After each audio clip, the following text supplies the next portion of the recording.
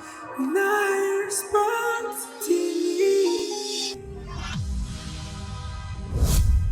Nuvuga yuko dushimye aya manota atatu dushoboye kuronka munsi n'amanota atatu yarakenewe uravye kurse turimo uravye urukino murabona yuko urukino rwatangiye neza ariko mu gice ca kabiri habaye amakosa nyinshi cyane gutakaza umupira ariko turashima kubona tushoboye kubona intsinzi biravye nk'uko bivuze igice ca mbere twakinnye neza no mu minota nka 30 twari tumaze kuronka ibitsindo bitatu ariko muravye ngene twinjiye mu gice ca kabiri harimo gutakaza imipira novuga yuko uravye ingene twakinnye igice ca kabiri habuze concentration ya negligence.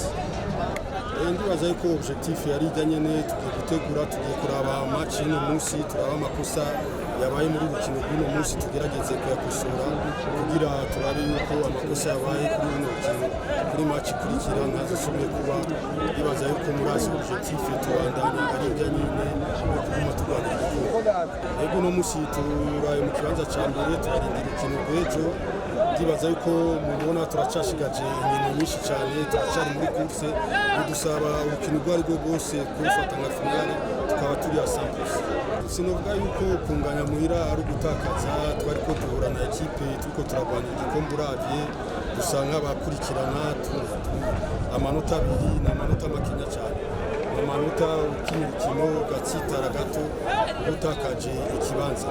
Ndibaza yuko aracasigaye inkino nyinshi cyane bidusaba yuko kuri match yari yo yose kwama tuyifata yuko ari nka finale kuri twe. Ego nkuko mubivuze ari abakinyi bamagagwa mu giserukira gihugu nivyo uravye nk'urukino rw'uno munsi umukinyi nka Keita urabona ko urwego rwiwe rwari hasi cyane ariko turizeye yuko mu bwa mbere ndamubona kina kujyanye turizeye yuko urukino ruzokurikira rutazogenda Keve muravye nyina amazi imisi akina n'umukinyi tugendera ko n'umukinyi akina neza kandi uravye n'umusi ashobora gukina kuri kabiri n'umusi ashobora gukina kuri indwi umukinyi uvuga ko ari umukurivara n'umusi ari en forme kandi ahora adufasha cyane. Nine Sports TV.